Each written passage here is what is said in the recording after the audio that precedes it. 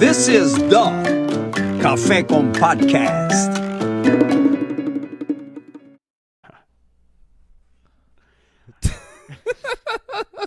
All right, that's perfect. What's good? What's good, everybody? What's good? What's good? What's good? Oh, Gucci. I am Isaac. I'm George. And this is Café con Podcast. So, first and foremost, again, thank you guys always for listening. Sincerely, we love you. We appreciate you guys. We hope you're staying blessed. This episode is our boy B Rose, Brandon Rose, Andy Pettite, and we get to talk a lot about. First off, we reminisce quite a bit. We've known him since we were kids, and we talk about his journey as an artist and how he's progressed from who he was when he first started performing, making music. He's an actor. He's an entrepreneur in every sense of the word. He's a creator. He is just a really great all-around guy. And we also touch on foundations and how important it is to have quality parents, to be perfectly honest.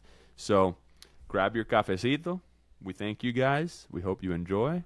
And See you next time on Café con Podcast. wow. Okay. Hey. Talk now? Damn, dog, Can't looking hear anything. swole. You hopped on Come a on. cycle? What happened, bro? man. You Come hopped on on, a man. cycle, dog? Come on, man. I Wait, be, nah. What the hell? Damn, dog, let's go. Come on, man. Let's Come on, man. go. come on. I be on the baby Creed lifestyle. Just not on the Jonathan Majors lifestyle. Oh no. Bro, that's crazy. We He don't was know, like, bro. It's who knows? he was the next one. Bro, I don't know. I read an article today about him. He's getting paid Test, 20 test. mil for Ant-Man and Quantumania, which is like one of the highest paid people that's been in Marvel. Again, as Rossi always says, there's three sides to every story. There's his, hers, and the truth. Like, I mean, you can go any which way, but God bless him. God bless him. I hope he's doing good. I hope whoever's involved in that situation is doing all right.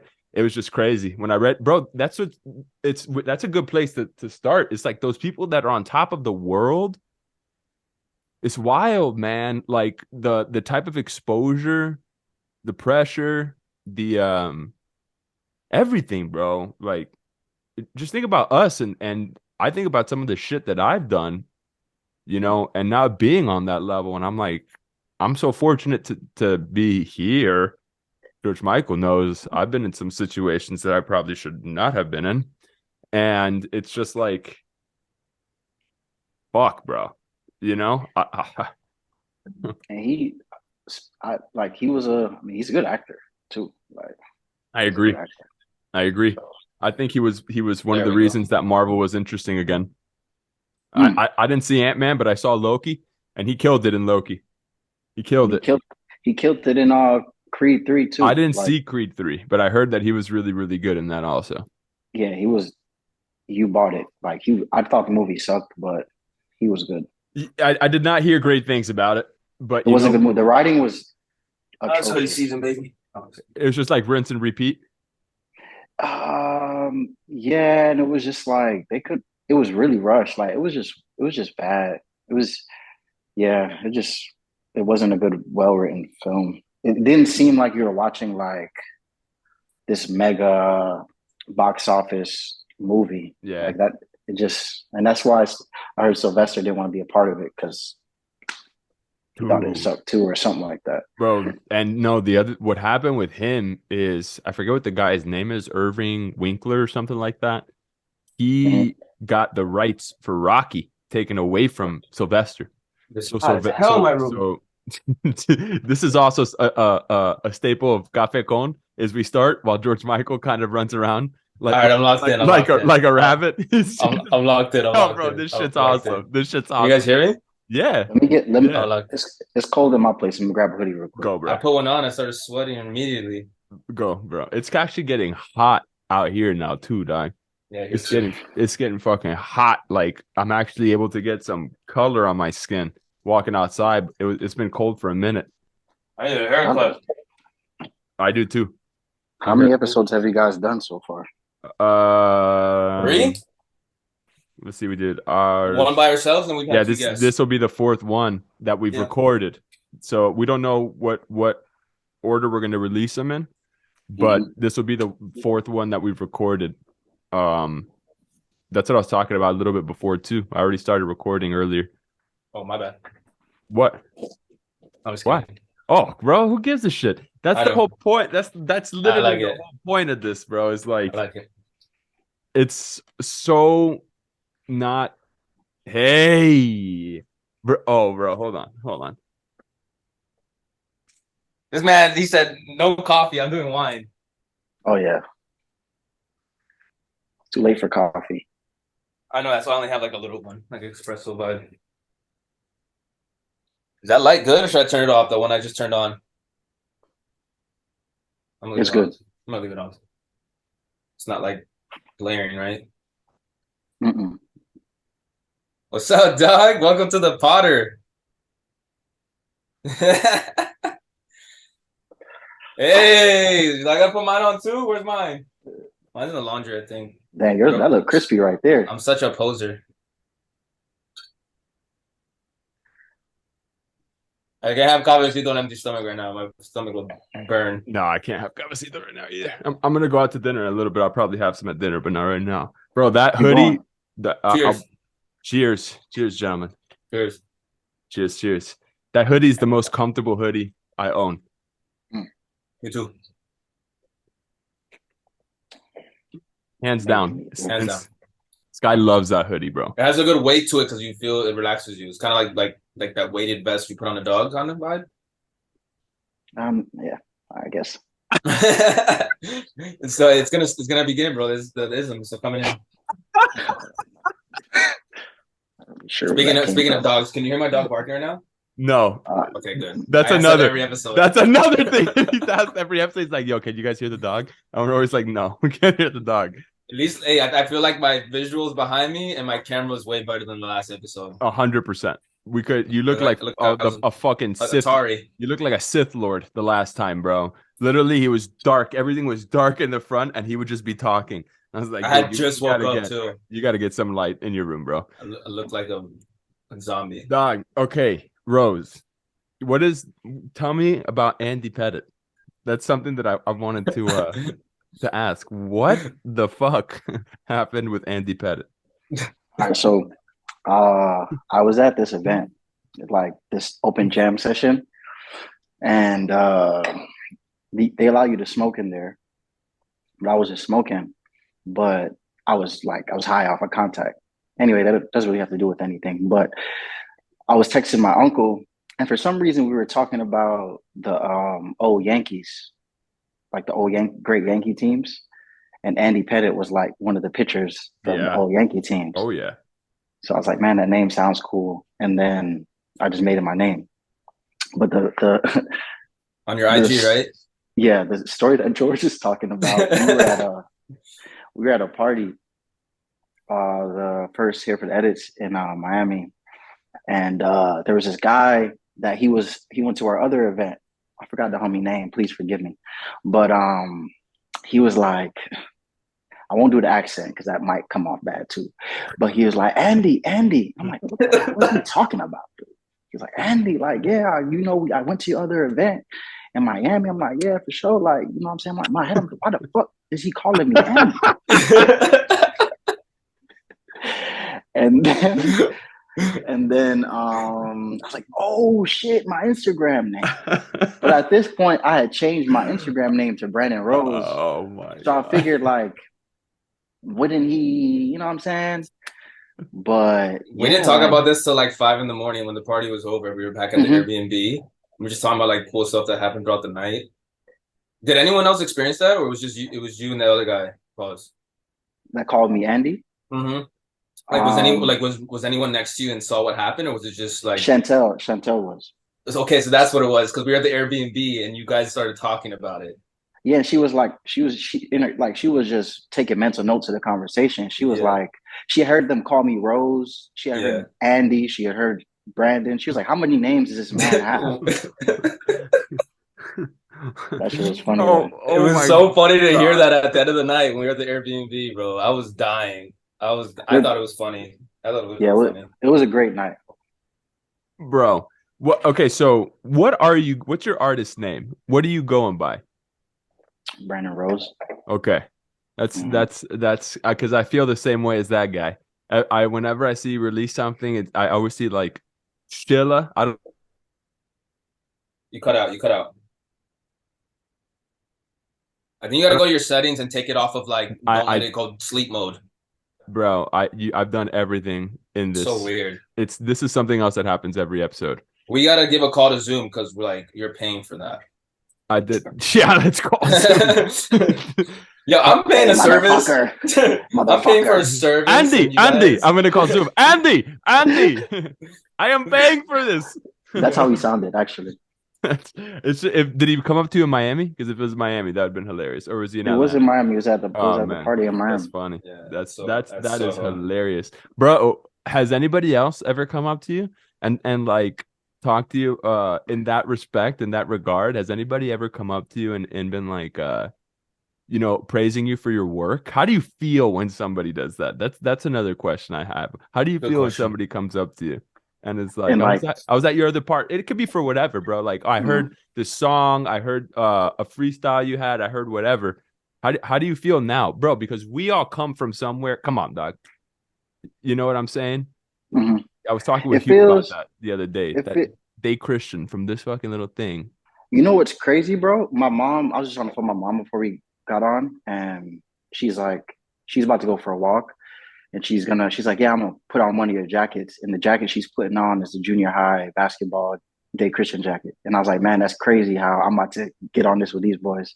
And she's about to put on that jacket. She's never told me that she's putting on any of my jackets before. So yeah, that's crazy. But how do I feel Yeah, when bro. like somebody it feels good, man, because I mean, obviously, when you put in the work and you're making art or whatever the case may be, making music, trying to throw an event, like a part of it, well, a big part of it is just self fulfillment because you love to do it. But that gratification that from other people for whatever reason feels good. Um, and I mean, I love to hear it, and it does feel good. Like, damn, okay, maybe from like an impact standpoint, like damn, I made an impact. Not like selfishly, like I just want to hear like it was lit. It's like, man, like I connected in some way for you to come and go out of your way to tell me that. So it feels good. It's crazy he says that because their minds like I think a revolving theme each episode is like soul versus ego. Like the Mm-hmm. last episode we touched on that hard pause, but like what he's saying now is kind of like yeah, it feels good for the ego, but it feeds the soul as well. At least for me, it's weird. At times when that happens to me, it's when I'm either like in a rut or when I'm thinking like, damn, like shit's not shaking right now. And then like it's happened several times where someone comes up to me like, yo, I mess with your mixes or like that little EP you put out was just yada yada. And it's like Rose said, it's definitely like if no one ever listened to our stuff, that we wouldn't stop doing what we're doing. But that's just like that's the cherry on top, and like Yeah, and actually it, just happened last week because I had like really my first solo show in Atlanta last week. My parents came out and like after the show people were coming up to me and were like, great job, like it was awesome, and it just feels good. Like it just adds to the vibe, just adds to the energy, and it's everybody like even like if you're at your job, right? If like an employee, like they work for a check, they get paid every week, every other week, whatever the case may be, they get paid a salary, but it still feels good when somebody tells you, good job. That goes a long way. And people don't, not everybody knows, but I definitely feel every good job because I pay attention to a lot of what people say and don't say too. But What do you mean by that? And what don't say? What does that mean? like, say for instance, if I have, say that same scenario, if I have a show and nobody comes up to me and says good job, they might not necessarily say you fucking suck, but that's how I'm gonna take it, Hmm. because I didn't hear any like good job out there or whatever the case may be. Does You know that what I'm help saying? you? Does that help you when like because I find myself tell me if my mic cuts off again, and I'll switch No, you're it good. back. You're good. But I find myself, like for instance, in acting, in the creation portion of it, it's different, right? Because when you're creating like a film or something, you get multiple takes, right? As opposed to a show, it's like that's like theater. That's the only thing that I can equate it to, would be like doing theater or like or sketch or long form improv, which is the only other. Yeah, it's the only other things that I've done that's akin, like close to what you do. But when I'm on set and I'm doing a film or whatever, we have multiple takes. So I find there's like this fine balance for me between people telling me good job and people just giving me different avenues to go on, right? Like to go down. I think the good job for me helps me the most after it's done. Does that make sense?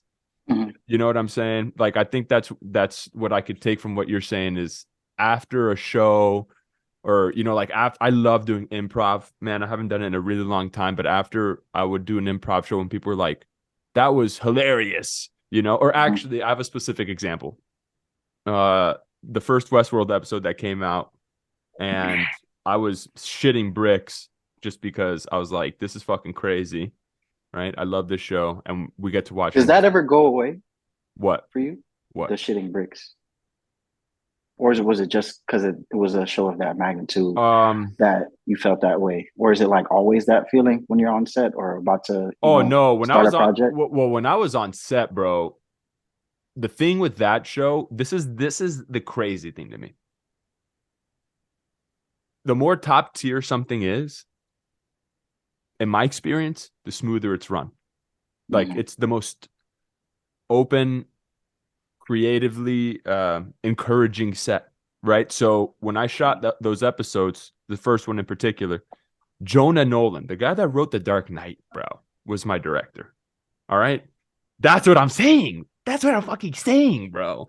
That goes full circle for you for sure. Bro. Oh, man. For you, I mean, specifically, I too. was like, and then I'm looking at Aaron Paul face to face, and I'm like, and Marshawn Lynch is there. I'm like That's looking insane. around, and I'm like, what is going? What's happening right now? That's a weird dream. That's just a weird dream. Marshawn would come up to me and be like, "Hey, bro, I need your help, dog." And I'm like, you're asking what, bro? You won a Super Bowl, bro. What are you talking about right now? Yeah, you should have gotten the ball. We all know that. So, but anyways, the reason why I bring that up is because like Jonah Nolan, his directing style, the way that he set up that set was in such an encouraging manner that nobody ever felt like this is the take. We have to get it on this take. We would do it. He'd come over. He'd give me some notes, and then we'd move forward, right? And the good job that he'd give me would be like this, and that to me is enough. That's what I need in those moments. I don't need, somebody tell me good job, awesome. right? Yeah. But then when it premiered, we watched it at the Chinese theater, Grauman's or whatever, the TCL theater, the big one here in Hollywood. And it was the first episode, and I only had I was in one scene in the first episode. It wasn't anything. But I say something, I go, oh, hence the 50 cc's of Tranquilo. I say that in the episode, right? And then it finished, and then I was like, all right, I was in a tiny scene. But as I was walking out, I had multiple people go, hey, Tranquilo, 50 cc's of Tranquilo. And I was like, yeah. And I was like, anyways, that's like, when you were talking about your story, that's the closest thing that I can think of to something that's happened to me like that. And it definitely feels good, going off of what George was saying. It feels good for the ego, because I'm like, oh shit, that was Westworld. And people remember that part. One little thing in Westworld. And I love the fucking show. I love that thing. And then it was gone. That's something else that I've had to learn, is that as quick as it's there, it's just as quick for people to not remember it. And yeah, man, I know that was a tangent, but it was one of those things that's I guess what you guys were saying at the beginning, you got to be okay with doing these things with nobody watching it, and obviously the goal is for myself is to entertain, inspire, and bring some sense of joy to it, right? I think that's why Tom Cruise is resonating with so many people right now because Top Gun was the fucking shit. It was amazing. Bro. Best movie I've seen in a long time. Bro. In the theaters too. It was an amazing movie. It was awesome. It was unbelievable. I watched it at home again the other day to see if I was going to feel the same thing, and I was weeping like a baby. I loved it. It's an amazing movie. Movie of the year? I think so. Huh? I think it was Movie the of the best. I think it was the best movie of the year. It was this year? Last year, 2022. Last year. I think it But was we, the best. Best I movie of the year. bring that up because we saw Avatar 2, and I asked you afterwards, and you were still like, if I had to pick up like for like that award, it's still Top Gun. Top Gun, bro. Steven Spielberg. There's this video of Steven Spielberg going up to Tom Cruise and saying, "You saved theatrical release, like you saved the theatrical release because that movie made people want to go to the movie theater to watch it." That's true. And I just went because like I like going to movies by myself. And I was like, man, I didn't see the first one. I was like, let me see Top Gun. And it was great. Bro, it had everything. It was awesome. It had everything. It had everything. What are you sipping on there, bro? What kind of some Pinot? Some white? Some Pinot Verde. I already know. Oh shit. You like white wine?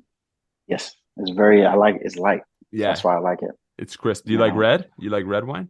I like red too. When I'm over a nice meal. Or if I'm at a winery or something. But if I'm at the house, white. Oh my God, Rose, bro. He always cracks me up. Have you ever had orange wine? Come on, man. No. I was waiting for of course, come on. You said no. Come on, man. No, my favorite thing is not even the no. It's like, come on, man. It's like, stop asking me stupid questions. What kind of a fucking question is that? Question. No. Next question. I've had any orange wine. You'll Have like you had it. mead? Is it mead? Is that what it's called? Yeah. Mead. Is that good? Ah, I've never it's had all it right. before. Hi. Cameo, real quick cameo. Quick cameo. Hey! We've been 3.5 episodes in. It's about time. Yeah, I know. Come on, man. She got shit to do. That's why she ain't ever here, bro. The Pettite's made more appearances. Yeah, I know, dog. La Perrita, she's going crazy in the back right now. Sky booked 2 movies back to back. Congratulations to Sky. Congrats, Sky. We're going up to Yosemite on Sunday because one of them shoots in Yosemite. That's wild. Your favorite place. During our 1-year anniversary, bro. And everything's pretty much calmed, huh? Yeah, everything. Wow, yes. bro. Oh my gosh, that's insane. We've been married a year next week. We've been married. You guys deserve it.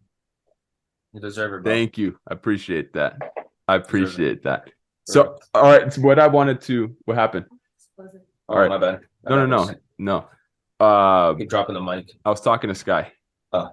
Rose, I wanted to ask you, bro. Because I don't think we've ever really sat down and had like an intentional conversation about your artistic journey. What has been like something that surprised you the most in your journey as what you're doing, bro? And what you're doing, and it could be something you didn't know, something you wish you would have known when you first started, like anything. Because I don't think I've ever really talked to you about it, bro. That's a good question.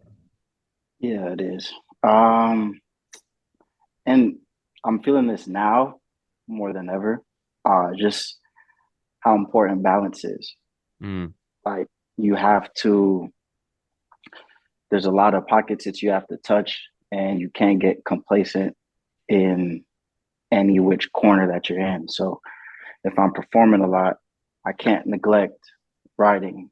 If I'm writing and in the studio a lot, I can't neglect working on being a performer. I can't neglect going out and meeting people and building relationships, and really just building the fan base. So it's really just a balance. And that, like I said, is coming right now. I'm trying to think of anything else. But nah, that's pretty much it. Like it's very relationship based, like anything you're in, but especially this industry. But really, it's just you have to have balance, and that's what I'm working through, particularly right now. I have two. Go ahead. Go ahead. No, I was going to say that's beautiful, and that's something that I've learned since I turned 30 was that whole idea. Go ahead, George. We talked about that, I think, like 2 episodes ago, about like the balance of it all. I have two questions, kind of not thanks to Isaac's question. The first one is, when did you start putting pen to pad, just writing, not for music, just writing in general? And when did you know you wanted to start making music? And I know this is probably gonna touch around the base of like choir and stuff like that, but if I had to assume, for those of you that don't know, they were both in choir together. I was in band in middle school, so just to give people context. So however which way you can answer that. It's funny, I went in the band room and then I said, I can't do this. And I left and I went back over to the choir when we had to choose. And Brandon was one of the best singers for those of you. He was, bro. You were one of the best singers that if you only took it seriously, but none of us ever did, bro. Oh, he took it seriously. He took it seriously. He took it very serious. We all were. At least you're not tone deaf like Nick. Nick was in choir too, but yeah, Nick was bad. You put a rock next to Nick and you tell them both to sing. You can't tell the difference. I love you, Nick. Those are some of the best times. Why the girl keep calling me? I love you. So, first started writing. Man, I want to say elementary school. It might have been even before I met you guys. It might have been when I was in New York, maybe. And what were you writing? Man, like spoken word raps? Okay. Like raps, yeah, write raps. Or like poem. I remember like when we was in the 6th grade, we had to make a poetry book. Not like a really fun. I forgot what class it was, or what. Yeah, it was English, obviously, but I don't remember the teacher's name. But that was really fun for me, like writing that out. And yeah, I just always enjoyed it, man. Just as a form of self-expression, even before just thinking, oh, I'm good at this. It was just fun. Just writing. And then what was the other one? Like, when did you, besides writing, because obviously it sounds like you were just writing to write raps, obviously, but when did you know that you wanted to, like, okay, now I want to record music? Whether it's a hobby or like taking it seriously, either or. Y'all gonna get a kick out of this one. So like, remember like MySpace and stuff, right? Yeah. So the homie Jordan, I remember Jordan. I know him. He used to like write poems and like put them on MySpace, or like, I don't know if he like would record, like drop music or whatever. But anyway, me and you also know Flores. Yeah. So me and Flores used to hang out all the time, like just all the time. And one day randomly, he came to my house with a microphone. It was so random. He never rapped. He never told me anything about rapping. He just went to Sam Ash with his mom and came to my house with a microphone. And then I think, so we just had it in the house. We never used it or anything. Not that I remember. And I think Jordan came over to my house one night, and it was the summertime. And we made our first song in my den, holding the mic like George was just holding the mic. I don't remember the name of the song. I wish I did. But is it the song "If You Got a Girl That what bro? I just remember you had a song when we were in middle school. On MySpace. I know you're talking about Young B Rose looking for a girl to know, not a girl to know, not a girl to hold. I remember that. Girl like yeah. That shit crazy. It wasn't that song. It was just some song with me and Jordan, and was even more full circle about it. It was the same night we went to go watch The Dark Knight. So we recorded the song, and it might not have been The Dark Knight. No, that was too late, because Dark Knight came out when we was in high school. No, yeah, when we were in 10th grade. Yeah, so it wasn't Dark Knight, but we did go to the movies after. So we recorded the song in the den. Maybe it was Batman Begins. Nah, it wasn't. I don't think it was a Batman. I'm not going to remember the movie, but I know we went to the movies after. And yeah, I was like trying to whisper and stuff, like, so, because I'm in the house, so I can't really curse. You feel me? So did the verse. I remember because Jordan had to get ready, and I had to wait for him to leave so I could record my verse, because I wanted to be in a room by myself as I was recording.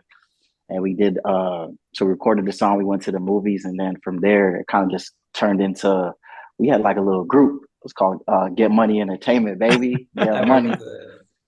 And But is we that the used to time you just knew that you wanted to make music, like on like a consistent basis, or when did that come nah, about? it was just fun. Like at that point Yeah. it was still Okay. just fun. And it was just like an additional step to expressing myself. Cause it's like, damn, like not only can I write this stuff out and say it to myself, now I can record it and hear myself. Mm. You know what I'm saying? So it was just like that's that extra step that was just dope to me, like just an amazing feeling. Um, and then like throughout high school, and then it was that summer that I actually left and went to West Broward. So I didn't make music at that point because a lot of it was with Jordan, and we weren't in the same school anymore. So then like it was focused on sports and shit like that. And when I went to college, I met Grief, and That's like where it's you always guys fun. met. You guys met in Michigan? Hmm. Oh shit, I didn't know that. Yeah, and I On the remember football team, right? so we were in this room, like we were in the dorm room, and it was just like because Grief brought his mic to school. I wasn't rapping at the time, and we were all in our dorm room, like six of us, and we made a song. And I was like, man, I forgot how good this feels. So then we all started making music, just for fun once again. But to answer George's question, ultimately, like when I knew that I wanted to do this for the rest of my life was the first time we performed on stage.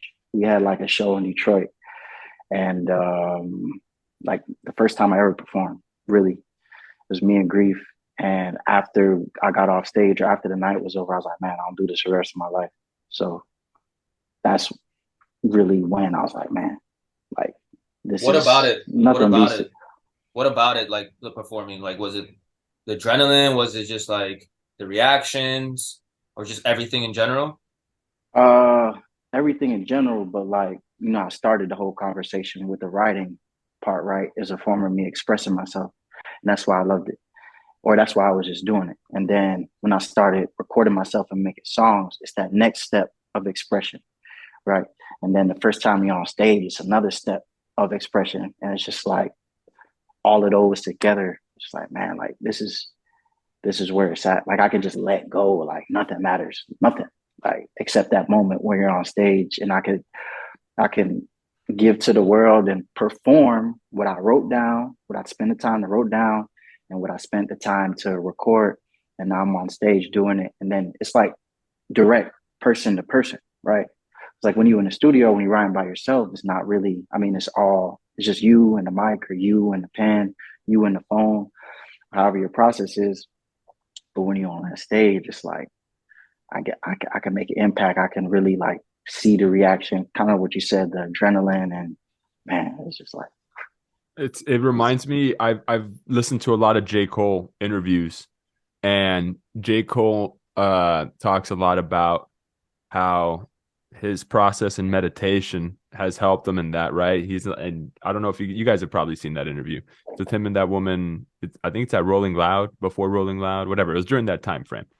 mhm, And I saw little clips. Yeah. yeah, and it's a really good interview. And he was just talking about, he's like, I'm by no means anybody that knows, the ins and outs of meditation, but I just have this little meditation I do before I go on stage. And then he gets on stage and he'll literally tell the audience, like, let's have a genuine connection here, you and I. Like we're here together. So let's flow together. It's not just me up here. You guys are here. I'm feeding off you. You're feeding off me. Let's have this thing together. Let's have a genuine interaction. mhm, And I think that's beautiful, bro. That's when you were talking about that first time you're on stage. There's nothing, you know, to yeah, quote it's like the it's OG, man, ain't nothing like the first time, you know? nothing like it. Like I take that over anything. Like just going on a date with the prettiest girl, like making the most money. Like there's nothing better than that for real. So yeah, Impacts. that's what I am being impactful. And I mean, I'm in a stage in my like artistry where I'm like, I'm blessed enough to like begin performing more. So that's just like another challenge. Like, all right, like just being the best performer that you can be. So after every performance, it's like you have that feeling. I can't wait to get that feeling again because I know I'm going to be better. I can't wait to get back on that stage and be better for myself and be better for the people that I'm in front of. So I actually got a show in 2 days. So that's how it I aligns. heard a little birdie told me you got a show in a different state. Yeah, That was little birdie. something I was gonna bring up. And then a question I have, observationally speaking, what have you seen that you have gotten better at from the beginning of when you were performing to now? Just like if you could third party look outside yourself and look in, how would you say that you've observationally improved or changed or any of that good stuff? Um, Probably just being present. Like, do you crowd interact? Do you talk to the crowd? Yeah. So like I've always kind of I've always done that. Because I've always done that, but I'm getting better at that as well. Just from like there's little nuances that you have. Like you might be in a crowd, and this happened to me one time. I was like, we were at some like club. It was me and Grief, probably 23 years ago. We were in this like club where nobody was really there to hear music. It's just like people just have me performing that night, and I'm lit, right? So I'm like, get the fuck up, like that type, like trying to be lit. And then the chick was like, don't, who you talking to like that, right? So it's like little lessons like that. Like you got to know your audience and know where you're at. You know what I'm saying? So like I was just thinking about that today actually, but just figuring out what buttons to press and how to better connect with the audience. I feel like I'm getting better at, but just number one, that all encompasses with you got to really be present in that moment and not really worry about anything else. Just let go, trust yourself, and just, let the art speak for itself and just have fun. I was talking to Hugh, called me before the show last week, and he was like, yeah, man, just be present up there. And that resonated with me. Because, prior to you getting there, you got a million thoughts going through your head. Maybe you feeling you got a bunch of feelings going through your body, but you still got to stay present because those people are here to see you. And you do want to, touch them and leave them with a lasting memory from your performance. So to answer your question, to be just, I'm more present now than from when I first started. Bro, It ain't easy. I just want to say this before I forget, man. I'm proud. I'm really proud of you, bro. Appreciate that. George knows I'm proud of him. I tell him this all the time too. But you specifically, man, I'm really proud of you. Just I was thinking today earlier, before we even got on here, the first time that we met was in the hallway at Day Christian at the lockers, and then I was just, I mean, this is one that I don't really have to prepare too much for type of thing. Like, come on, we're just kicking it with our homie. But it's just like everything was flooding into my brain just from that point to just growing up with you from when we were 12 to like now, just all the things that you've done. Well, our fight, I didn't think about that one, but yeah, that was a fun one too. I mean, we went to a tiny school; it was bound to happen. The choices were limited. So, but like, nah, as you say that, like, I mean, both of y'all, I'm blessed enough to have friends, one, that have been in my life for so long. So there's real bonds there. There's like real connection. And then like friends that really inspire me. Like you guys are two of the people that I look to for inspiration. Without y'all even knowing it, or I don't have to tell y'all when that happens, but it's truly inspiring to see y'all do what you do, and it makes me go harder. Like, I'm not gonna lie. So thank y'all for that, for sure, and just keep doing it, because you never know when somebody's watching, or when somebody needs that pick me up. You really never know. That text message, that it could be as simple as looking at a story, one of your stories, something like that. So it's having people in your life that inspire you is an underrated thing that people look over, for sure. Your mic went out. Cut out. Cut out. No, you're good now. Cut out, because I was gonna say this might be the first episode I cry on. I know, I was about to get there. dude. And I literally, whenever I see your story and you're posting Naruto shit, or you have some shit on in the studio of some anime shit, I'm like, bro, that's Every time we're in the studio in Winwood, we're like, what should we play? We're like, Naruto. first we play like maybe nature, and then eventually it just gets to Naruto. Eventually, I'm Good. like, this is awesome, and it just sets like the tone really Bro, nicely. that's inspiration. That's inspiring right there. That is the inspiring story. Mhm. I had a question because you mentioned the word impact. Mhm. Kind of like to reel it back in, Rose. So we know when you started writing, then when you started really like taking it seriously. What artists or what type of mediums impacted you early on to want to write, or just what were you listening to as a child? Because the reason why I bring that up is because I still have a vivid memory of when you gave me this is when I had a Walkman, the yellow Walkman, and you gave me like a burned CD of Get Rich or Die Trying, not the album, the soundtrack for the movie. For the movie? And like I remember vividly listening to it in my room before I went to bed. Like all the lights were off, and like I could see the film while I was watching it, and it was just like I'm like I don't like scary movies, so like a suspense movie is enough for me. So to listen to that album, and I remember the next day or like a couple days later, I gave it back to you. But I was so grateful you gave that to me because I never like I was seeing sounds in a sense listening to that soundtrack because the way it was put together was unique. It was to me it was special. That movie is special to me, and I think we kind of we all had a bond when it came to that movie or just that whole era of 50 Cent alone. You know. Yeah, so speaking of 50, I mean, before, I really don't know. Like when I first started writing, it really wasn't because like I was trying to emulate or I was listening to music at that time. Yeah. I always had a love for music though, like always. Like that's the Napster, like LimeWire era. Like I was downloading music I was not supposed to be listening to at all. So, but like 50 was probably like the first memory of like a rapper where like that run that he had where I was like, yo, like Unmatched. I wanted to be 50 Cent. Like I was not a gangster by any means necessary, and I'm still not. But like his Same, music bro. had me feeling like I was like a gangster, like you know what I'm saying? Whether it's like wearing the do-rag with the hat, like I was really on that. And then after that, the next memory, Eminem. Before 50 was M.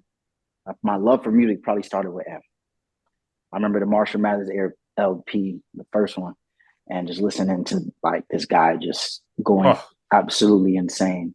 But yeah, then it was 50, and then probably pop after that. Like in high school, I really got into pop.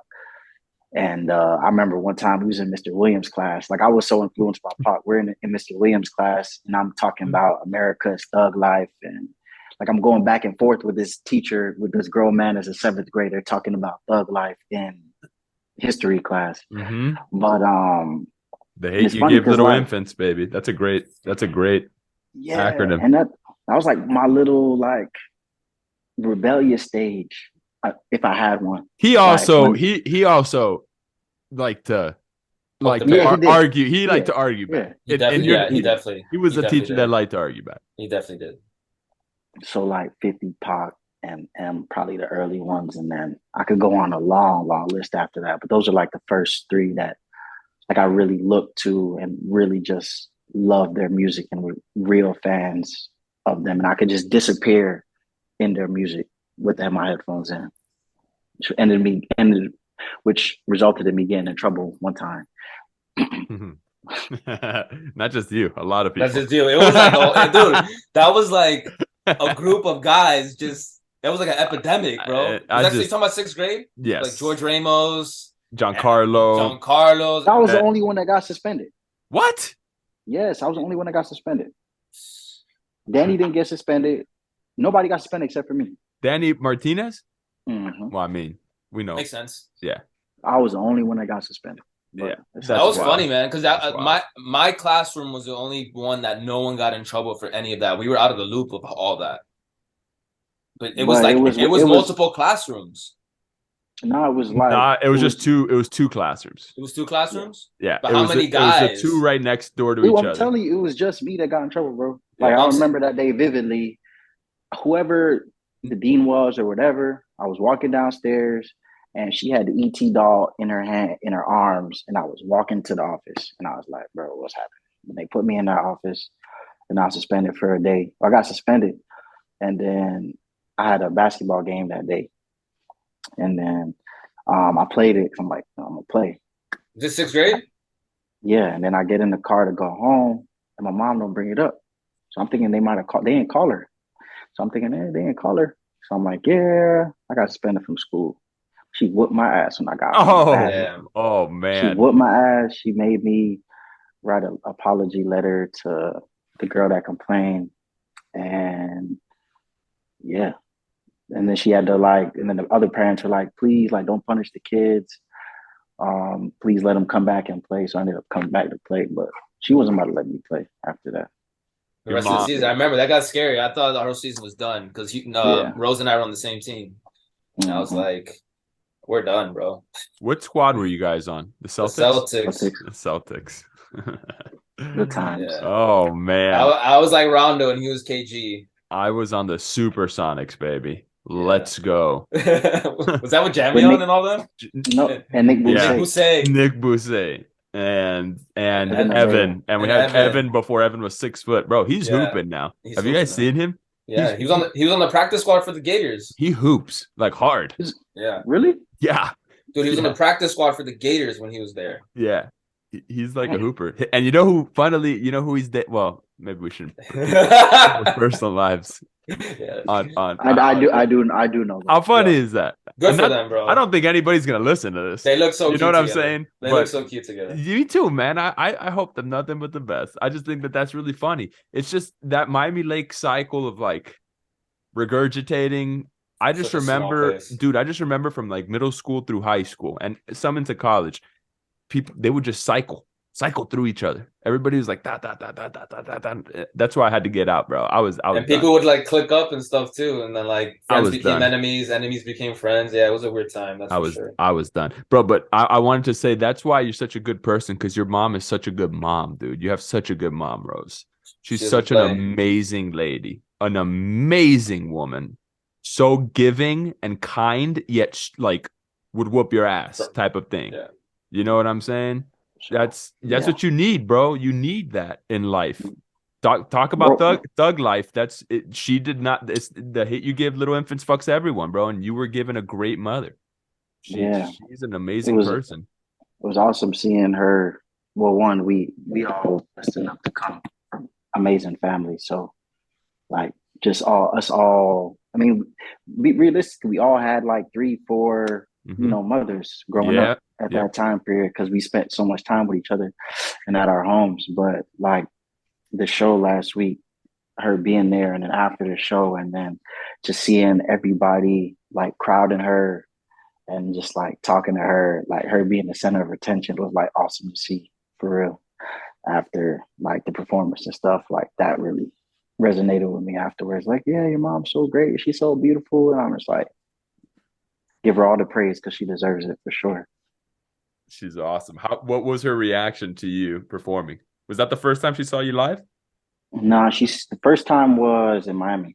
Okay. It was in Really? Miami. And The when first- Yeah, when we did the first KTLO, that was the first time. And she was like, I'm coming. Like, I don't care what you say, I'm gonna be there.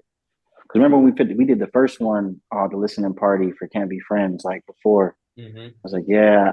I was like, because I told her, yeah, not this one. And then she was like, no, I'm gonna be at this one. Why didn't you want her to go? Just the atmosphere. I know Yeah. it's gonna be like smoking and shit going on. Yeah. So I was like, man, she'll need to be there. And I was like, like a little bit of that. That's probably what I could think of right now. But it for sure was a little bit of like I wasn't really Probably felt too as an vulnerable. artist. No, it wasn't that. It was just like a lot going on. It was like the first time we had did something like that. Yeah. Okay. and I wasn't ready for like my mom to. There's so many moving parts going on. It's like, man, Were you like like trying to just figure your shit out first before like you wanted to present to her like this is what I am as an artist? no, just like having to be a host. Yeah. Okay. Oh, okay. And Okay. Yeah. I get what you're like saying that, now. like that type of like Not giving her the that type proper of thing. attention, and you couldn't give her the proper energy that There's a lot of moving Exactly. objects. There's a deserves. lot of moving objects. Exactly. And I knew Okay. there was gonna be, quite a few people there, and that it wouldn't have done it the moment justice. That's why I didn't want it for that one. Yeah, But that makes sense. He gave second his mom time a shout around, out to the one she came through and everything. He was like, "My mom's here." oh, please believe I did it. That's the first thing I did Yeah. this last time. I said I don't do I'm not one for crowd participation, but before we start, I need everybody to give my parents a round of applause for Oh flying from yeah. Florida. So that's How's the least I can do. How's Mr. That's what's up. Torbity? How's Mr. Torbity doing? He's a G. You already know. You already know how he's moving. Silent but wise. Bro, that guy reminds me of Tay Diggs. I don't know why, but I just remember being a little kid and seeing him and being like, "That's Tay Diggs." I literally used to think that when He I does was a look like little him. kid. I He used to does look look at like that. him. I would just be, but he just also is like very austere. He's another man who's just like very austere and somebody that demands respect. Also, Mm-hmm. you Mm-hmm. know what I'm saying? Yeah. Stoic. Yeah, that's a good word. But like, Stoic. but his stoicism like demanded the respect, like you said. Like Good you can tell guy, with dude. look what his demeanor. It was like he's not playing around. Just a good guy, man. That's Yeah. foundation is so key to everything. When you're talking about balance, man, like my experience being out here, partial, what we spoke about in the first episode when it was just George and I, the reason why we really wanted to start this thing is, man, I don't get to talk to my boys. I don't have my boys out here. You know what I'm saying? I'm like on the other side of the country. And I've been out here for almost 7 years now. And even if it's just an hour a week, and if it's just George Michael and I talking an hour a week, for a year straight, and it's just 52 episodes of me and George Michael talking to each other, I would be more than willing to just do that, just so I can have an hour just to talk to him, where I put my phone on silent. Like I have my phone on do not disturb, where I'm literally just talking to him, because we don't talk to each other anymore. And I feel the separation more than ever.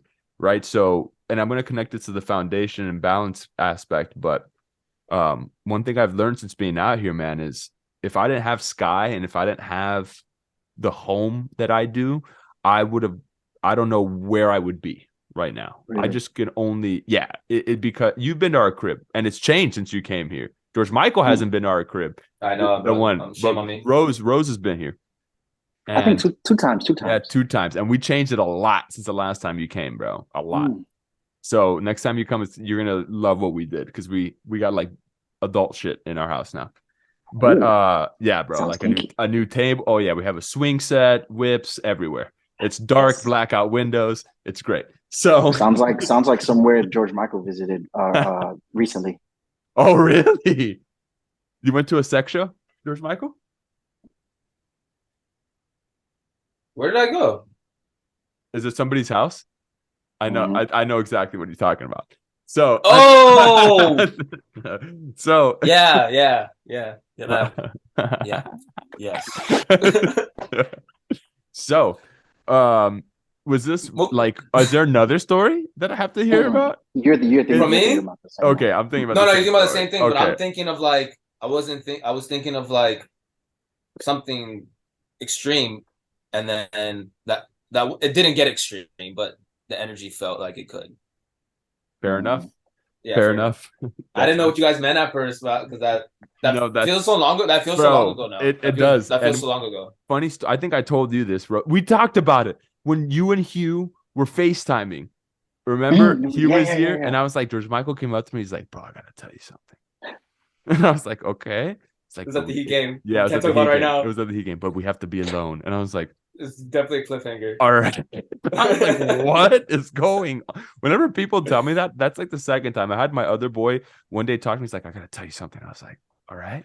He goes, but I wanted to wait to tell you. I was like, bro, just fucking tell me. And it wasn't even that. You cut out.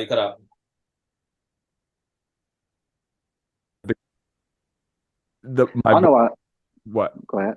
No, I was just saying, it's like the story that we tell ourselves when like we have to tell somebody something a lot of the times is so much bigger of a deal than It it just actually popped in is. my head. I didn't even mean to like make it a cliffhanger. It was I- just it popped in my head because it was literally like the day or two before. It was perfect. It was awesome. What were you gonna say, Rose? I don't know why it just came in my head. Like we really like now we're on.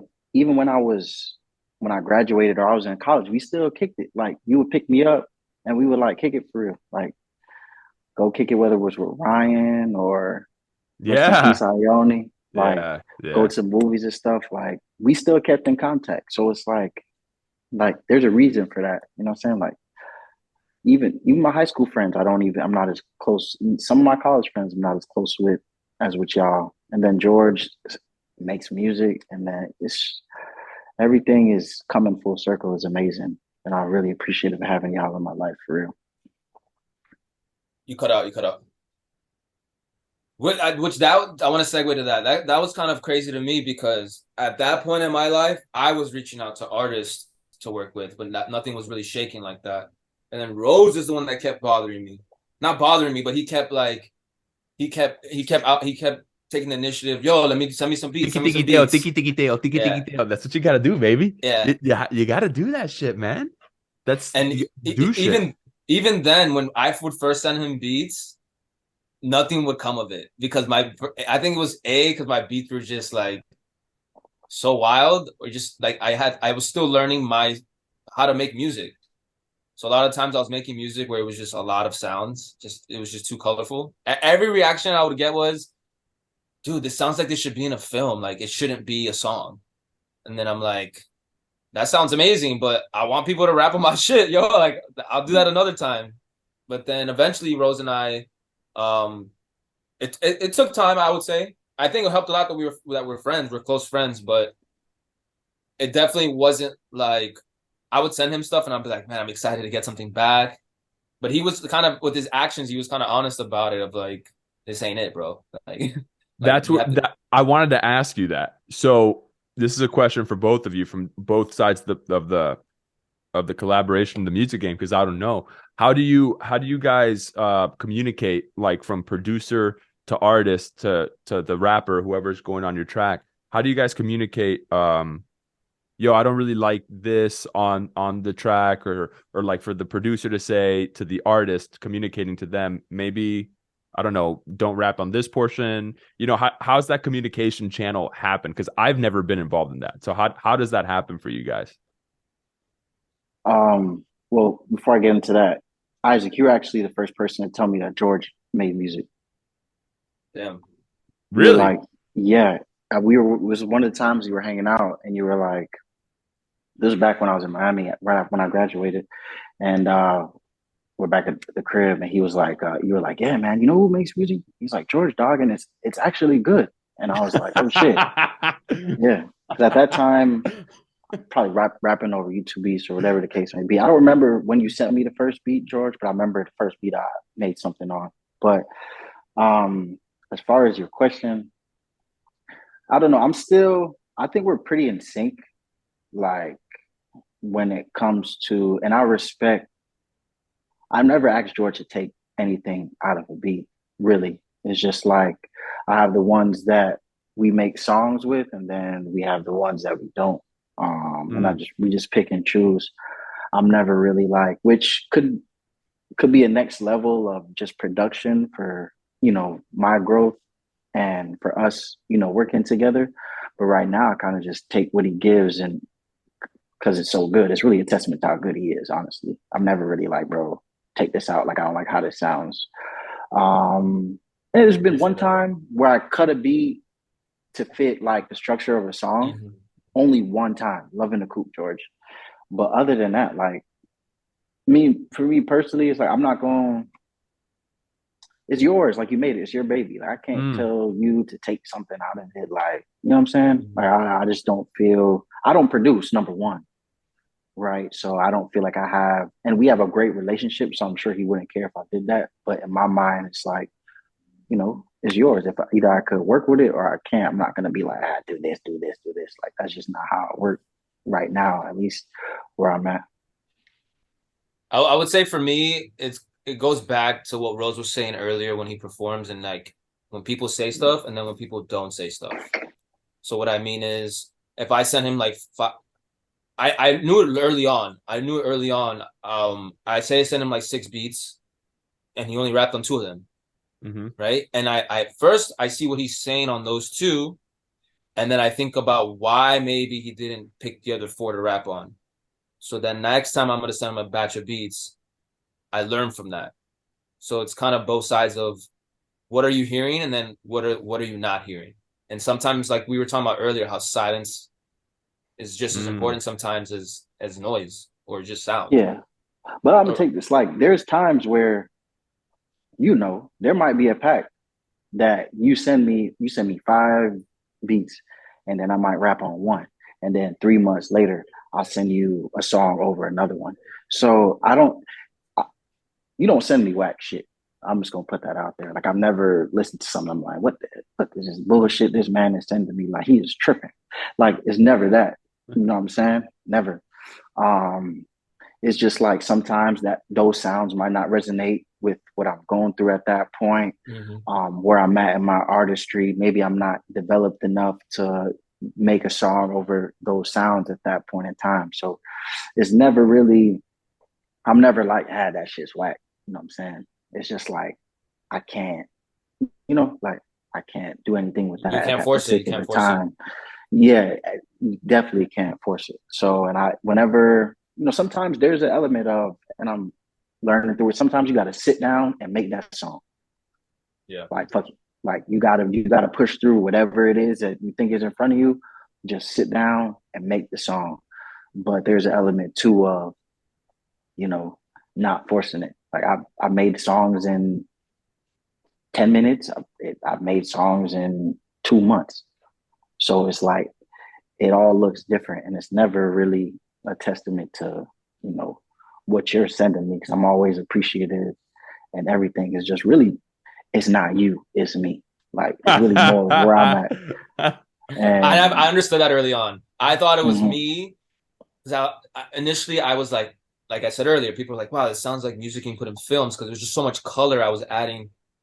Like, I was just making beats, and I had no one rapping on my beats. We kind of did it. We have a reel on KTLO me talking about this, which it blew up on Instagram, and I had nobody to go on my beats for the longest time when I was first starting, and I'm trying to find my sound on top of that. So when you're trying to find your sound and you have nobody to kind of give you feedback on, hey, take these 2 or 3 sounds out, I was just throwing as much pain as possible, like saturating the shit out of my songs. And then when I started working with Rose, based off of the lack of not getting on certain beats, then I knew how to kind of reel it in and kind of cut the fat off the meat, for lack of better words. And you helped me find my sound. Like, I was at a point in my life.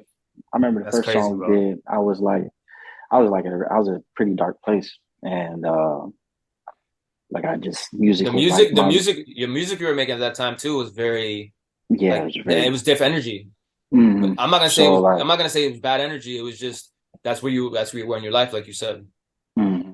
And it wasn't, but like, you helped me find my sound and my voice at that particular time period. So thank you for that. But I do think there is an element of the next level that we can take it is like collaborative production, where it's like, man, let's make a song like this, and then like you just like formulate an idea off of that. But like you don't miss. So it's like, I don't really feel the need. I don't need to do that. Like, I feel like I pushed you too. There's times I didn't. So I would probably reel in the colorfulness of my tracks, but I never try to become something I'm not with my music. No, you're not. So there was sometimes I would not tell Rose, but it was kind of obvious of like, I'm not going to change, but we're going to work this out. It's because anybody else would have been like, we're not getting anywhere with this. I'm just going to not send in beats anymore. But I didn't budge. I was like, I'm going to keep sending beats, and something's going to stick, right? He's going to eventually take something in. Because at the time when we started cooking and stuff, the music he was making, like he said, it was like very guitar driven, very rock inspired. And that wasn't my sound by no means. Mm-mm. And like, I couldn't, but I made a couple beats here and there trying it, but I always had that itch I needed to scratch of the sounds I like. So, and I would say kind of what you were saying, like about like timeline of like 2 months or 3 months later, there's been so many times where several times where we go to the studio when he comes back down to Miami and he pulls up a beat. I'm like, no, bro. Like, I wanted you to, like, in my mind, I'm like, I wanted you to get on this hard ass beat I made. And he's like, and then, like, but it's like, it was so amazing, too, to see how that's why I never held back sending him a batch of beats and maybe throwing some, like, ones in there that I don't think he's going to get on at all. And it's always those he gets on consistently. That's what happened with me when I listened to KTLO, bro. I texted Brandon this too. I was like, I was listening to it and I was blown away by the like Blink 182 sort of not reference inspiration. Influence. Inspiration that I like was alternative hearing, vibes, bro. And I literally heard it and I was like, I was not expecting this at all. It was so refreshing. I was literally about to say that. I think that's the best word that I could use. It was just like it was it was not what I was expecting, obviously, but it was the part that was refreshing was like an intellectual stretching of what I was expecting versus what you guys were going for. So we talked about aiming past the target in the last episode we had, and you guys like aimed at a whole different fucking side of the mountain. You know me, and like we listened to that when growing up. Yeah. So it's not like completely left field. It's like, oh shit, like this guy's really like living this shit. Like he's really inspired by the sounds that we grew up on. So that's like a whole nother. That's a Blink 182 big inspiration. You know, they took Frank's place at Coachella. Yeah. What? Yeah, when Frank didn't do Weekend 2, so they slotted them to headliner. Well, I know Hugh was there when he broke his ankle or whatever. I was talking to Hugh a little bit about that. Who broke his ankle? Frank Ocean. That's what he said the day after. He said he broke his ankle and that's why he didn't perform the way he was going to or whatever. I don't know about that. They said it's BS. The story from what I heard was they planned months ahead of time that they were gonna have a skating rink on the stage. Yeah, to bring out Tyler, right? Like an ice skating rink. Okay. And like a couple hours before he was supposed to go on, he said, "I don't want that anymore." And they're like, Coachella's like, "What are you talking about? Like, we have it on the stage already. It took months." And then he didn't budge. He's like, "If you guys don't take that shit off, I'm not going on." That's why he got on an hour late. Could you ever see yourself being that level of artist? Like if you reach that level and you're on a set and you're just like, bro, I don't fucking want this. Like I can't do it. After it all got laid out for you and you're just like, man, nah, fuck this. Y'all gotta change this. My immediate impulse is to say no. Only because I am definitely somebody that understands that there's a lot of other people that have lives and that have put in work to this and they have mouths to feed and things like that. So my immediate impulse is to say no. However, what I will say is that I've heard and I've listened to a lot of interviews about why people have writers and things like that and why they, request for only the green M&Ms or whatever it is. You know what I'm saying? And it's because they do that and they put it in like a lengthy writer so that they see the level of detail that the people that are going to be there are going to be paying attention to. And so if they're paying attention to that level of detail in a tiny contract, like or a lengthy contract, and it's like at the bottom of it, that means they read through the entire contract, meaning that they're going to be even more detail oriented on the bigger things. So I think crazy to say that. My level where I'm at right now is at that point, dude, when I sign, I don't ever believe I'm doing anything until I'm on set doing it. Number one, right? So even after contracts are signed, even after everything is done, I don't ever believe that I'm doing it until I'm on set doing it. And it would take a lot for me to say, I'm not going to do this. Number one, it would probably be safety, right? So if somebody's asking me to do something that's unsafe for me or somebody else, I probably would say no. And also if like, in a lot of situations, particularly like with sex scenes and things like that, if a female is not comfortable with doing something, but she won't speak up. You cut out.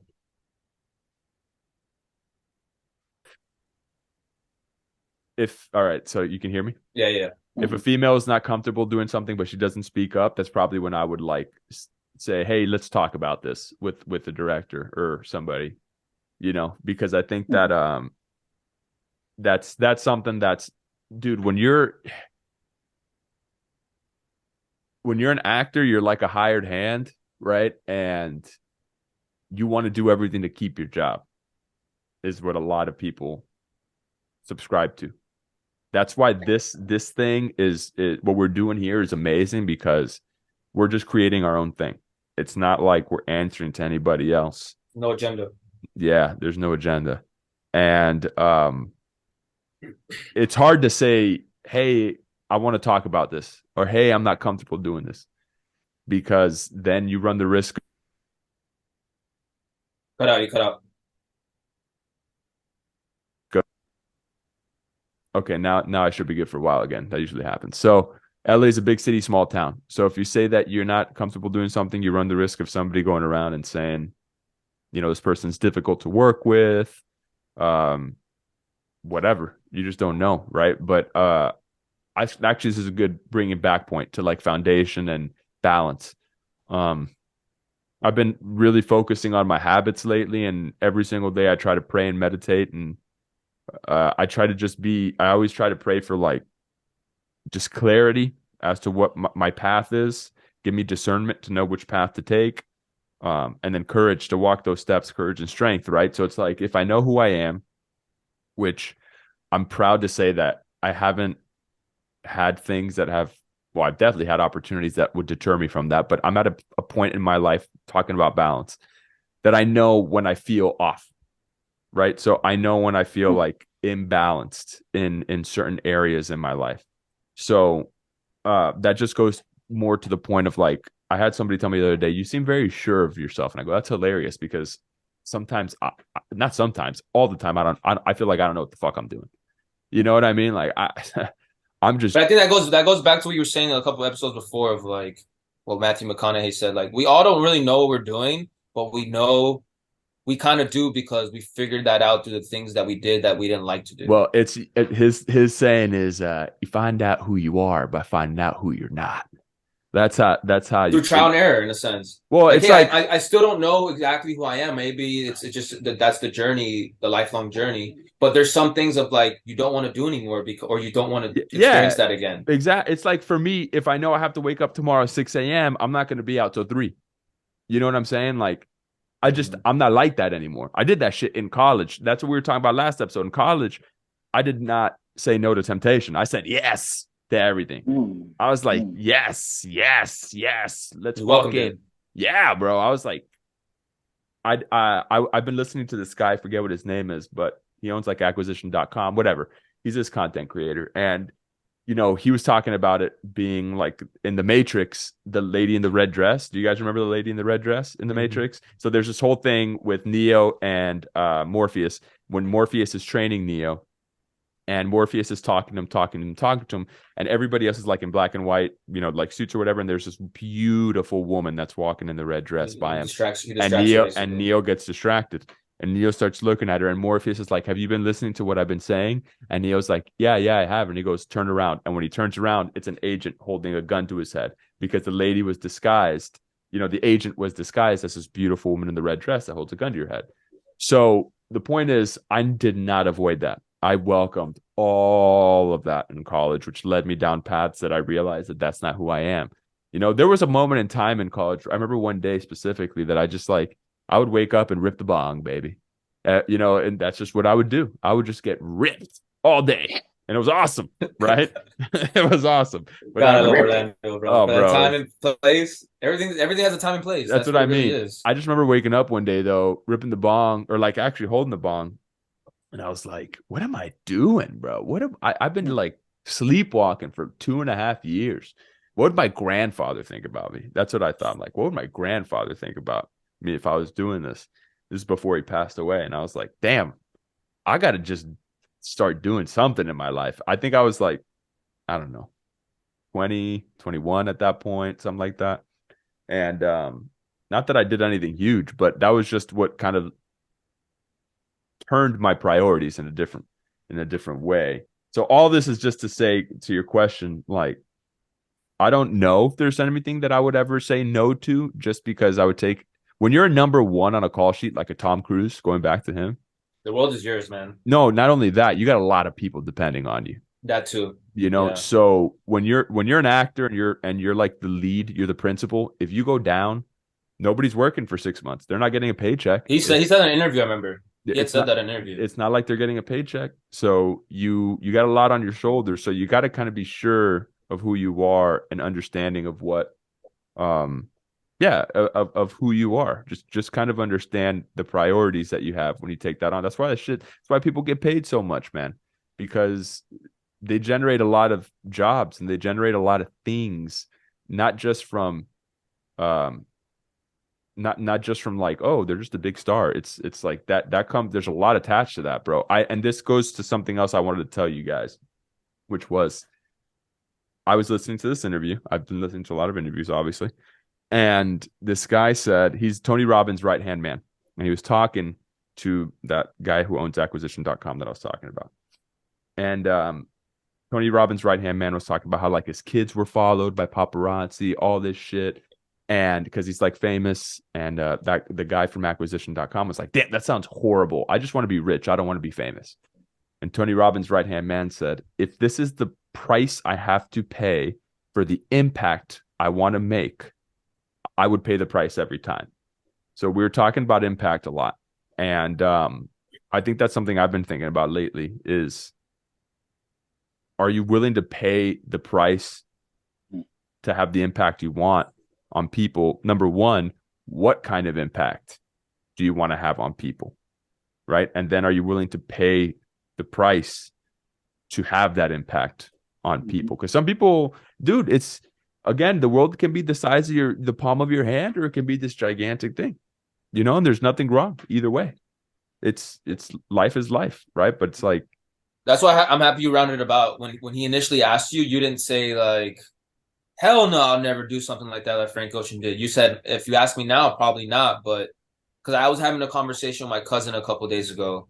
And we're just talking about like Kanye and different people, how they act and how demanding they are sometimes. And you can't say no. You can say no now, obviously, but we don't know those people and what planet they live on. Like the superstardom that I'm not excusing it. You know, I hope one day I don't get to that point, but we can't say that because we're not there yet. But like Lil Wayne, he's got the words "the world" tattooed on his hand, and that's basically when you reach that level, you can literally tell Coachella, "I don't want that skating rink, or I'm not gonna perform."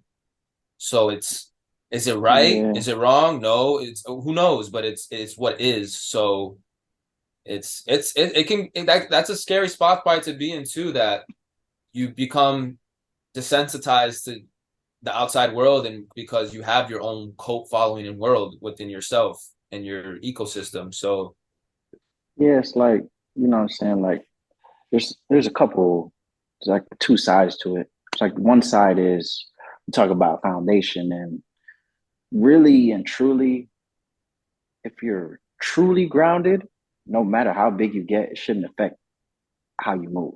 Yeah. Right. But then there's like the artistry aspect of it, where it's like, it's really fickle. So if I'm not feeling right about something and I can make that change, I can't say that I wouldn't. Like, if I'm just like, man, I don't know. Like, you know what I'm saying? It's just like, because the way that artistry works. So it's tough to, like you say, judge. I'm not judging at all. It's just like, cause I'm not in that man's shoes, and who knows how he was feeling, or he could have been freaking out and had some major anxiety attack. And just like, you know, I'll get into him like, yo, I'm headlining Coachella, like, and I haven't performed in 7 years in front of anybody. Like, all that was probably building up in him. Pause. So, but yeah, it's just how grounded you are, really, and your foundation is really gonna, I guess, dictate how you move in a lot of situations. So how did we get here? Oh, Blink-182. We were talking about Blink-182 because now they headline weekend 2. Mm-hmm. So kind of to really back to like the music process we were talking about with Rose and I. Shit. I completely forgot about that. Because one other thing I wanted to bring up was what's been helping me a lot producing for Rose is he travels places and he wants to write. So when he tells me he's like going to Paris or Croatia, I mean, shameless plug, but like hearing that That's and fucking seeing, dope. right? So it's like me hearing that, and he's like, "Yo, I'm gonna go like in a month to Paris, or cause like if it's a last minute trip or whatever with Hugh." That puts the battery in my back of like, okay, I've been to Paris with Hugh. If I was in Paris with them, this is the kind of music I would want to present to him, to want to listen to in the studio while he's recording. Whether not even if he's just he's probably not gonna record there. He's just gonna write to the music I'm sending him. So, like, that's probably one of the most fun packs I made was the one for Paris, I would say. Sounds like it. Rose, what's the process like to writing music with a beat versus not having a beat? Yeah, that's a good question. I want to know that. Or is there a difference? Like what is that? It is a difference. Like sometimes there'll be times where I could be driving in my bed, laying down, just walking around at the gym on the treadmill, and a cadence or a flow or a melody just pops in my head, and it's just like I have to record this. So I voice note it really quick, and I just like record it, and I just like, all right, like I have a lot of moments like that actually. And then like a beat is just more letting the beat speak to you. And you just having a conversation with the beat. That's what it is for me. So it's like you gotta talk, like I gotta hear what you're saying so I can speak back. Call and response. You're having a conversation with the beat. That was that I've never thought of it like that. That's an actual method I listened to in an interview. It's called call and response. So, but like those That's are, fire. you know, because I got my phone has like over like 1,000 voice notes of just like ideas in it, and some of them might never, you know, make a song, but that's the difference. Because like I'm always, you know, I'm actually, oh, that shit sound cool. Actually, George, on the Space Kid demo, that's how I came up with that flow. Actually, it wasn't over the beat. I was watching some video, and then I got inspired, and I was like, what about this? And I was like, oh shit. And then I went back home, and then I see if it worked with the beat that you sent, and then it worked, and then that's how the demo was created. I think that's where you've had the most growth is in the last year or two is you're finding new cadences they're still you, but they're fire. Because before, like we said, like a lot of the times it was very you were probably still finding your sound, but like when we started making music and you were very like guitar heavy, like 808 heavy. But now like the beats I'm sending you, I'm like, man, I never thought of that cadence. I was thinking of something completely different, but I like this way more. And this is gonna sound really silly, but your ad-libs. Like very subtle ad-libs, they're like it accentuates the cadence. Ad-libs are important, bro. Your music is so nuanced, man. Like it's like so nuanced. Like when it's just like you never know what little piece of a song or a beat that somebody's gonna just like fuck with heavy. Like you never know. It's just like it's impossible to tell. So and it's not always like what you're saying. It's the space in between. Sometimes space in between. How you say something is very important. Like maybe cutting off a word instead of saying the whole word, or just pronouncing it completely different, or like you're saying the ad lib. Like music is really nuanced, man. Like this man said on the song, "We can take it despacito." I was like, "What?" Yeah. When I heard that, I was like, "Okay, now he's really now he's in his bag. He's in his international bag." Why do you say that? Why do you say that it took you aback when he said that?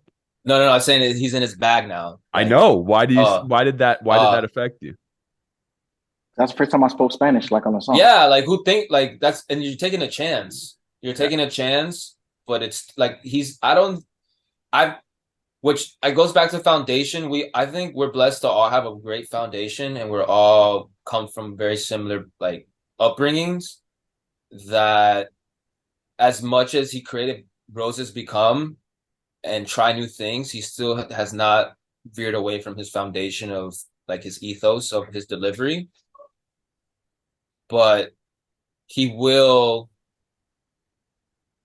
How would you say it? I would say like um adopt or add a layer to his creativity in a sense. Like that what he rhymed it with was I'm trying to remember the line before that. If you can you recite it, Rose, what I'm talking about? Yeah, it was shit. I'll be forgetting some. Of course. I remember the I lines after it because you were like, yeah, Nigga give loves you a dope. Tito's. Yeah. That was after. Man, I can't fuck with these listen to people. the song. I can't fuck with these people. I was like, I'm a rock star like a Beatle. Chips about my chips, no Doritos. Like it was Your just like chick, and that then your cadence. chick like it, and then like your chick like it, take it despacito, something like that. Yeah, something like that. Like your Like girl what likes compelled you to Cheetos. put We get what popped in your head to add that line is what my I'm trying to figure out. because I was probably listening to the song. Yeah.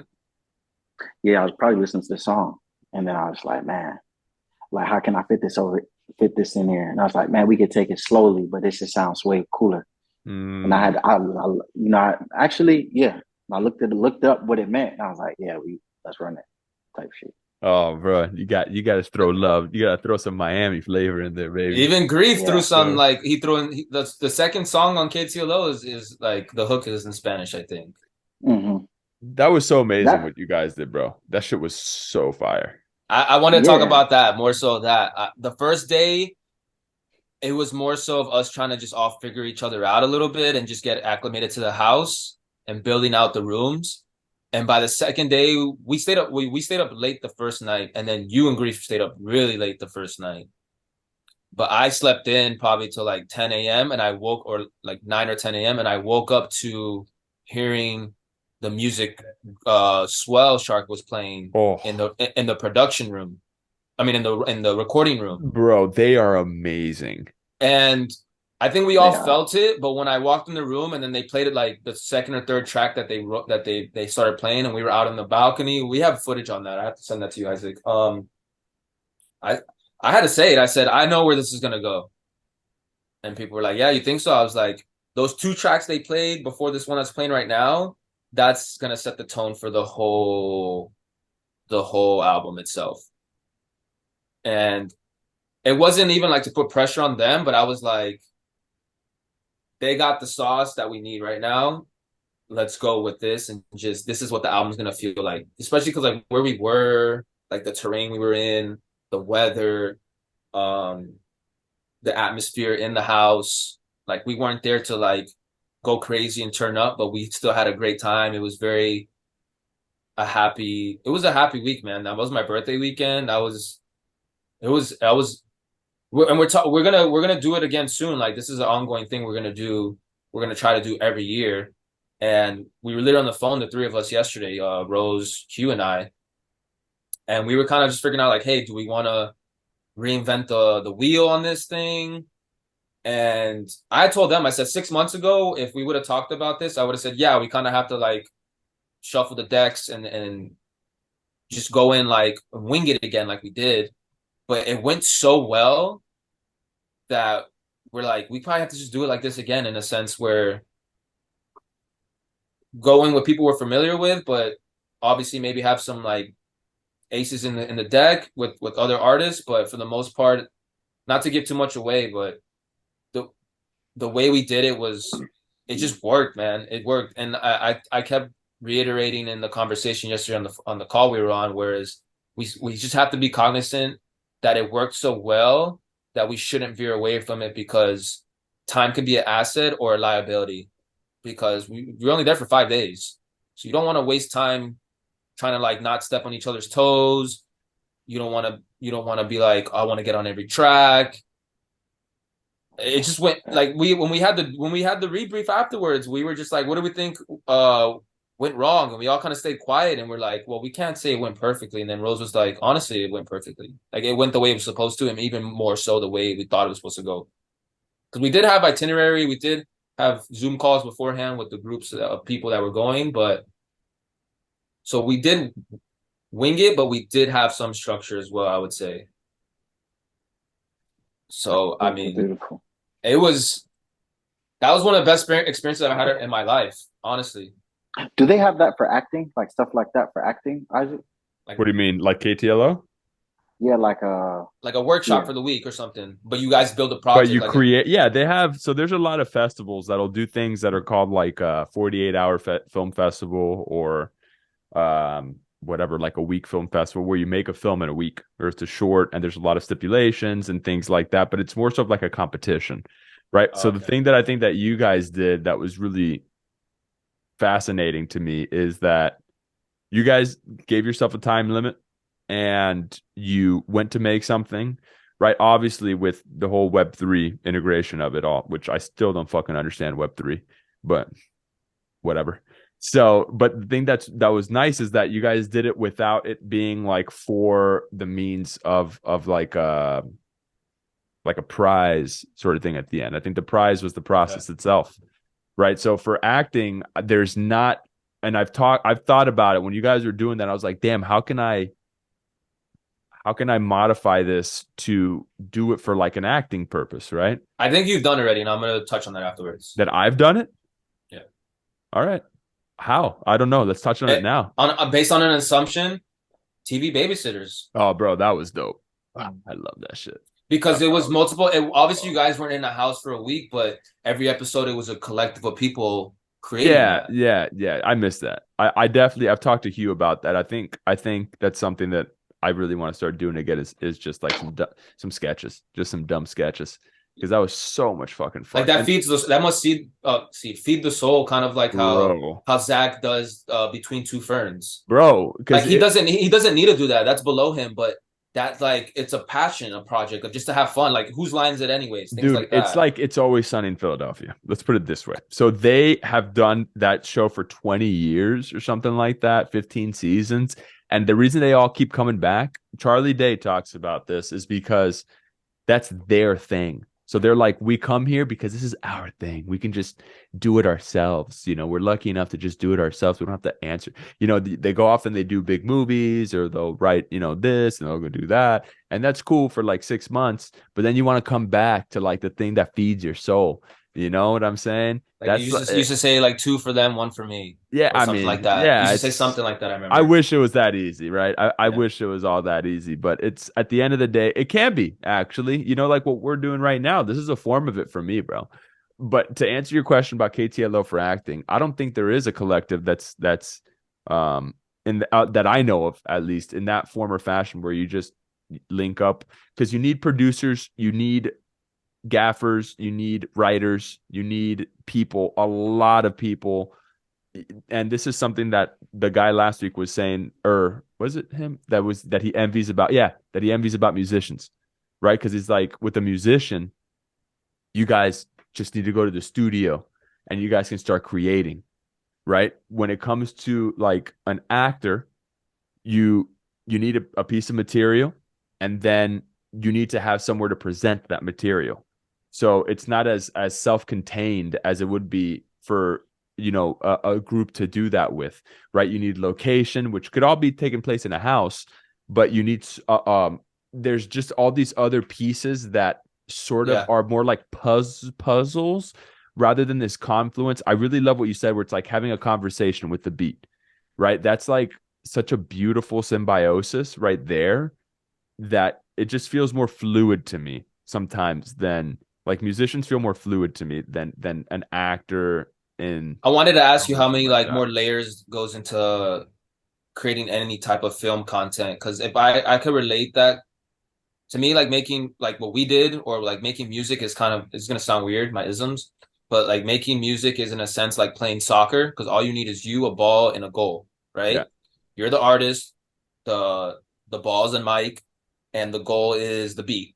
If you had it, well, what you're doing is like baseball. You need 9 players on each team. You need a field. You need bases. You need a bat. You need an umpire. You need you know what I'm saying? Like, so can you touch on that? Like how?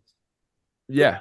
Because it seems like you guys kind of broke barriers with doing TV babysitter, but was there a lot of stuff happening behind the scenes with that as well? God, bro, that More process, than we think. it was awesome. Yes, there was a lot more. If I could strip it down just to answer your question, the most basic form, all you really need is a writer, an actor, and a camera. That's kind of it, right? So that's like the most basic form of anything that you need. Now is that But shit gonna... it wasn't that basic though on TV No, babysitters, for us right? it wasn't that. No, You no, no. guys Like, like put some so work into yeah, that shit. for us it was four of us, and we would meet, and we'd all have like, we'd say let's at least come with five different ideas just to talk about, and then we'd discuss like five random crazy shit, just crazy fucking sketch ideas. And we'd be like, I don't really like, we would just kind of talk about it, and then we would decide how many we wanted to put out. And I think we set up on 8 for each season, something like that. And we picked the 8 that we wanted to do. So for the first run of it, we were like, let's just pick the most bare ones that we could do, which just kind of an actor, the script, and the idea, right? And we like have these shitty lights set up. And then for the second season, towards the end, we have some buddies out here who own a production company that were like, hey, we want to get into like sketch comedy and just have some comedy on our reel, so we'd love to produce it for you. We're like, great. So they handled everything, but that involved a lot, because that involved like, okay, we need a house. Now we need like legit lights, and now we need legit cameras. We need a stunt coordinator. We Sound. we need a legit sound person. We need like legit set decorations, which means like we need somebody to like decorate a room and make it look different. It's there because the visual element is what's added into it. So that's the difference when it comes to like film, is that it's not just the auditory, it's the visual element, right? That's added into it. And you're trying to cause a suspension of disbelief. So whatever somebody sees with their eyes, they have to believe it, even if it's the most outlandish thing. That's why I love anime so much, bro. Because I feel like anime is unfucking fettered. It could start on like a tiny blade of grass, right? And then the camera zooms into that tiny blade of grass, and the entire fucking anime for 1,000 episodes take place on one blade of grass. You know what I'm saying? I use that. I use that for a lot of context, but that's like, that's why I love anime so much, because it's mind blowing. But anyways, I think to just that was a long winded answer. I think that it could be done, right? If you just get a group of people who are we dipping? All right. If we just get a bunch of people together that just each fill that role, like we need a writer, a director. We can kind of self-direct, but we should have a director as well. Sound, lights, and camera. That's essentially what's needed. And then everybody else kind of pitches in as well. It could be done. It could be I was done. gonna say, people don't realize how much goes into like you said, Always Sunny, because it feels indie, or even TV Babysitters because it feels indie. A lot. I think of a like, lot goes into it, bro. sounds random, but like Napoleon Dynamite, that feels so indie. But I bet if we were to YouTube behind the scenes, there's like a whole production behind that thing. Yes. There's a machine, there's a whole machine behind it. Always, man. And the thing that's the hardest, this is the thing that's the hardest I realized this because I produced a short in our house one time, and I acted in it, and I realized I can't produce an act, not at this point in my life. I'm either going to only produce something, right, and be full on producer and like maintain the stability of the set, or I'm going to be an actor. I can't do both right now, because when I'm acting, I got to be in that zone. I can't have people coming up to me asking me questions about different shit. Do you mean more so like on an actual set itself, or do you mean in general, like you can't act and then have another project and be producing? No, on set itself. On a set itself. Because you can kind of... Oh yeah. Okay. If it's separate, that's fine. But Yeah. on the set itself, when I'm there to act, I don't need people coming up to me and asking me, what are we going to eat for lunch? I'm like, Yeah. I don't fucking know, bro. You guys handle it. You have the amount of money. Just make sure, just go and fucking buy something. But Rose, you ever think you'll act? for sure. That'd be fun as fuck. Yeah, no doubt. That's what dude. This thing is gonna turn into something. That's all that I know. Fun. It would be just fucking Pineapple Express, baby. That's okay. I know Isaac talked about like, and that we can leave it at this, but because I know you gotta go. But Isaac and I have talked about how he wants to one day make his own version, or probably Entourage. Yeah. Ooh. Like 20 years from now, like 15, 20 years from now of our lives. Ooh. And like I told somebody the other day, I was like, I don't know if it was Isaac or somebody else, where like Isaac's doing, I think it was you, Rose, where Isaac's doing something and then it cuts to a scene of like our event in Miami. So it's kind of like like the movie Crash. There's just like so many different moving objects, you know. Mm-hmm. But I know you already about Isaac. but I have something I want to leave you guys with that I heard Timmy Chalamet say. Hold on. And I have a question too that I'll try to ask at the end. Yeah. So I heard Timmy Chalamet say this, and I thought it was beautiful. It's a quote that he got from somebody, but he goes, you can be the captain of your soul. You can be the master of your soul, the captain of your fate. But until you realize that life is happening from you and not at you, you'll never be in control of what you're doing. And that takes a long time to learn. So I just wanted to tell you guys that because you both are making, you have this unbelievable capacity that life is coming from you. And that's something that draws people to them, right? When people say the X factor, I think that's what I'm reading. You cut out. I realize that life is happening from us, right? It's coming from us. And that's what people are attracted to. So when you're talking about the balance on stage, Rose, and you know, what you're learning to do, I think the more that you're just you, the more you realize it's all coming from you already. All the answers are within you. I mean, it's that verse in the Bible, God says he can work through you. That's the most that he can work through is through you. So, I mean, it's like when we ask him for strength, he doesn't give us strength. He gives us like opportunities to be strong. Opportunities. Yeah. Yeah. I realize that the older I'm getting now, that it's like I said, like 90% is 10% is what happens. 90% is how you react to it. So it's like 100. It's just like 100. All the answers you can just they can come from you. You don't need to be looking in the outside world for validation or answers. Like, okay, ask your question, GM, because I have to go to dinner. This is not to define yourself, Rose, or anything, but it can be. It can be because I always used to say that because of that one episode. Because there was one episode. There was an episode of like there was a recurring theme of our guest kept saying like I'm at a point in my life I don't want to define myself and I don't want my job to be 100% my identity. There's more to me than just my job. Yeah. So when I asked him this question, he was like, I don't want to define myself. But I was like, no, don't think too deep into it. Just like how you're feeling now, or just like in the grand scheme of where you are in life. So the question is, fill in the blank. My name is Brandon, and I am, or I blank, or I feel blank. I don't want to define myself. But it could be like I'm kidding, bro. Okay, it could be I'm Brandon, and I feel happy, or I feel, whatever. My you gotta say the whole sentence. There you go. Yeah. So it's I feel or I am. That part that's a set context, but you can say my name is Brandon and then you can put whatever you want. My name is Brandon, and this is like the end goal, right?